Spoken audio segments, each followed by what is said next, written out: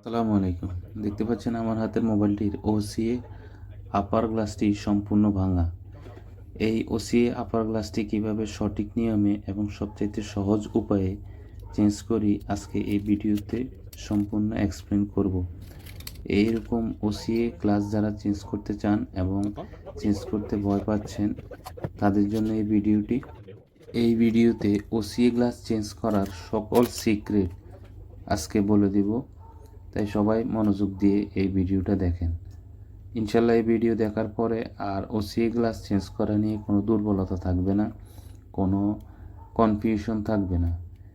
দেখতে পাচ্ছেন আমি এই সম্পূর্ণ ডিসপ্লেটা মাস্কিং টেপ দিয়ে কভার করে নিচ্ছি। মাস্কিং টেপটা লাগানোর সময় অনেকে একটার উপর আরেকটা লাগায়, এটা করবেন না। শুধু ডিসপ্লেটা মাস্কিং টেপ দিয়ে সম্পূর্ণ ফিল আপ করে দিবেন। একটার উপর আরেকটা লাগানোর দরকার নেই, বাড়তি অংশটা কেটে দিবেন, ঠিক আছে? তখন আপনার ডিসপ্লেটাতে কোনো হাওয়া ধরার কোনো সিস্টেম থাকবে না। এরপরে আপনার যে কাজটি করার দিকে মনোযোগ দিতে হবে সেটি হলো ডিসপ্লের সাইডের যে গামগুলা, যে টাচের মধ্যে বডির সাথে অ্যাটাচ করার জন্য যেই ঘামগুলো থাকে, এই ঘামগুলো রিমুভ করে নেবেন। এই গ্লুগুলো যদি রিমুভ না করেন তখন আপনার টাচ কাটার যে ওয়্যারটা, এই ওয়্যারটা সুন্দরভাবে ডিসপ্লে এবং টাচের মধ্যখানে প্রবেশ করবে না। আপনার টাচের মধ্যখানে যদি না প্রবেশ করে তখন আপনার গ্রাফিক্স পেপার বা ডিসপ্লেতে ক্ষতিগ্রস্ত করতে পারে টাচিং ওয়্যারটা। সেক্ষেত্রে আপনার ডিসপ্লেটা ভেঙে যেতে পারে বা যে কোনো ক্ষতি হতে পারে বা ব্ল্যাক স্পট চলে আসতে পারে। এই কারণে টাচের সাইডের যে গামগুলো আছে, আঠাগুলো আছে, ভিডিওতে যেভাবে দেখছেন এভাবে সুন্দর করে পরিষ্কার করে নেবেন। আপনার যেভাবে করলে আপনার কাছে সুন্দর মনে হয় ওইভাবে পরিষ্কার করে নেবেন। ডিসপ্লের এবং টাচের মধ্যখান দিয়েই তখন কাটিং ওয়্যারটা চলে যাবে ইজিলি, কোনো বাধা পাবে না। আর কাটিং ওয়্যার চুজ করতে হবে সঠিকভাবে। কাটিং ওয়্যার চুজ করতে অনেকে কী করেন, সঠিক কাটিং ওয়্যারটা নির্বাচন করতে পারেন না। আপনারা সঠিক কাটিং ওয়্যারটা নির্বাচন করবেন 0.03 mm। 0.03 mmটা অনেক, থিকনেসটা অনেক চিকন হওয়ার কারণে এটা আপনার টাচ এবং ডিসপ্লের মধ্যখানে সঠিকভাবে গিয়ে টাচ এবং ডিসপ্লের ওসিএ গ্লুটা সঠিকভাবে কাটে। অনেক সময় দোকানদার একটা দিয়ে দেয় আর আপনারা নিয়ে আসেন, তখন এর চেয়ে বেশি থিকনেসওয়ালা বা 0.05 বা 7 এরকম বেশি থিকনেসওয়ালা যদি কোনো কাটিং ওয়্যার দেয় তখন এটা খালি চোখে দেখলে আসলে বোঝা যায় না। তখন কি হয়, ওই কাটিং ওয়্যার দিয়ে কাটার সময় আপনার ডিসপ্লেটা ক্ষতিগ্রস্ত হয়, পোলা যা কেটে যায় বা ভেঙে যায়, ব্ল্যাক স্পট আসে। তখন এইসব কাজগুলো করতে নিরুৎসাহিত হন। তো কাটিং ওয়্যারটা সঠিকভাবে নির্বাচন করবেন, 0.03 mm ইউজ করবেন। আর সেপারেটরের যেই সেপারেটর অনেকে কী করেন, টেম্পারেচার কম ইউজ করেন। এই টেম্পারেচার কম ইউজ করলে ডিসপ্লে ক্ষতিগ্রস্ত হওয়ার সম্ভাবনা বেশি। সেপারেটর সর্বনিম্ন বা স্ট্যান্ডার্ডলি 100°C ইউজ করবেন। অনেকে 60° বা 70° ইউজ করেন, তখন অনেক কাটতে অনেক হার্ড মনে হয় বা তখন ডিসপ্লেটাও ক্ষতিগ্রস্ত হওয়ার সম্ভাবনা বেশি থাকে। 100° ইউজ করবেন, ডিসপ্লেতে কোনো দাগ পড়বে না বা ডিসপ্লে ক্ষতিগ্রস্ত হওয়ার কোনো সম্ভাবনা থাকবে না।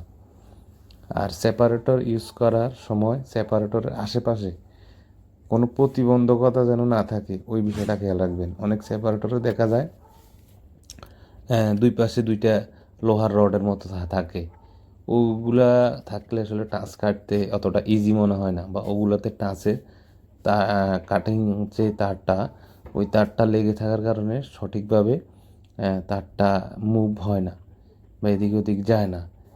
বা আপনি যখন কাটেন তখন ওই যেই প্রেশারটা টাচে পড়ার কথা বা যেই প্রেশারটা গামে পড়ার কথা, ওই প্রেশারটা ওইখানে যায় না। তখন ডিসপ্লে ক্ষতিগ্রস্ত হয়, ব্ল্যাক স্পট পড়ে। এইগুলা যদি কোনো সেপারেটরও থাকে আপনারা যেটা ইউজ করেন ওটা রিমুভ করে নেবেন, সেপারেটর পাশের ওগুলো খুলে ইউজ করবেন। তারপরে সুন্দরভাবে কাজটা ওয়াশ করবেন, ওয়াশ করে সুন্দরভাবে আপনার নতুন একটা ওসি গ্লাস যেভাবে লাগাচ্ছি এভাবে লাগানোর চেষ্টা করবেন। আর এই কাজগুলা করার সময় অনেক ধৈর্য নিয়ে কাজ করবেন, তাড়াহুড়া করবেন না, তাড়াহুড়াতে অনেক ক্ষতি হয় বা অনেক সময় একটু ভুল হলে কাজটা আবার অনেক সময় চলে যায় একটি কাজে। তো ডিসপ্লেটা যখন ওয়াশ করা কমপ্লিট হবে, নতুন একটি টাচে সুন্দরভাবে উপরে নিচে সমানভাবে মিলিয়ে তারপরে ডিসপ্লেটা বসাবেন। শুরুতেই যদি বসায় দেন তাহলে হবে না, আগে ডিসপ্লেটা মাপটা মেজারমেন্টটা করবেন, তারপরে বসাবেন, তারপরে চাপ দিবেন। আমার সেপারেটরের আমার ভ্যাকুয়াম যে মেশিনটা আছে এটা দিয়ে 10টা কাজ করলে 2-1টা ডিসপ্লের মধ্যখানে হাওয়া থেকে যায়, যার কারণে আমি এই ডিসপ্লেগুলা হাতের মাধ্যমে বেশি জোরে প্রেস না করে নর্মাল প্রেস করে আমি হাওয়াগুলো বের করে দিই, যে কারণে আমি মেশিনে ভ্যাকুয়াম করি না। আমার ভ্যাকুয়াম মেশিনে হয়তো সমস্যা বা ওটা অত কোয়ালিটি অত ভালো না, এই কারণে আমি হাতের মাধ্যমে করি। তো যাদের ভালো মানের ভ্যাকুয়াম মেশিন আছে তারা ভ্যাকুয়াম মেশিন দিয়ে করতে পারেন, কোনো সমস্যা নেই। আর আমার ভ্যাকুয়াম মেশিনে যেই সময় লাগে তার থেকে কম সময়ে আমি হাত দিয়ে কাজটি সম্পন্ন করতে পারি, তাই আমি সবসময় বেশিরভাগই হাত দিয়েই করি। তো যে বিষয়গুলো আপনার যেই কোনো ওসিএ টাচ চেঞ্জ করার ক্ষেত্রে আপনি ফলো করবেন বা খেয়াল রাখবেন, প্রথমত হলো টাচ কাটার আগে টাচের পাশে যেই গামগুলো ওই গামগুলা বা গ্লোগুলা কাটবেন।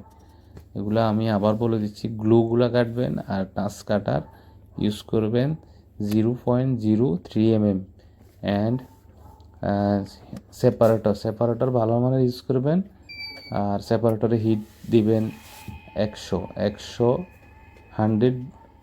ডিগ্রি ইউজ করবেন, দেখবেন আপনার ডিসপ্লে কাজ করার সাকসেস রেট 99%। তো এখানে আমি যে এই বিষয়গুলো উল্লেখ করলাম এই বিষয়গুলো ফলো করে আপনি যে কোনো ধরনের ডিসপ্লের কাজ করতে পারেন, হোক সেটা আইফোন, হোক সেটা কার্ভ ডিসপ্লে, হোক সেটা যত দামি ডিসপ্লে হোক, অ্যামোলেড, আইপিএস, যে কোনো ধরনের ডিসপ্লে আপনি এই নিয়মগুলো ফলো করবেন, আপনি সফল হবেন। এই নিয়মগুলো ফলো করে এর বাইরে আসলে তেমন কোনো টিপস অ্যান্ড ট্রিক্স নাই বা সিক্রেট নাই। এই বিষয়গুলো ফলো করেন, যদি কোনো সহযোগিতা করা দরকার হয় কমেন্ট করেন, অবশ্যই কমেন্টের রিপ্লাই পাবেন। আমি দীর্ঘদিন যাবৎ এই কাজগুলো করতেছি, এই কাজগুলো করে যে বিষয় বা যে অভিজ্ঞতা অর্জন করেছি ওই অভিজ্ঞতার আলোকেই এই সকল বিষয়গুলো আপনাদের মাঝে শেয়ার করা। যদি কেউ উপকৃত হন অবশ্যই এটাই আমার পাওয়া। আমি আসলে কাজের ভিডিও করা বা প্রফেশনালভাবে ভিডিও এডিট করা, ভয়েস দেওয়া, মাইক্রোফোন ইউজ করা এরকম কিছুই করি না। ভিডিও মোবাইল দিয়ে করা, ভয়েস মোবাইলে, সব কিছুই অনেক বেসিকভাবে করা, তাই ভিডিও কোয়ালিটি বা ভয়েস কোয়ালিটি অত ভালো নাও হতে পারে, এই জন্য দুঃখিত। সবাইকে আসলে কিছু জানানোর উদ্দেশ্যে ভিডিওটা করা, এই আর কি। আমার কাজটা এখানে সমাপ্ত। যদি কারো কিছু জানার থাকে অবশ্যই কমেন্ট করবেন।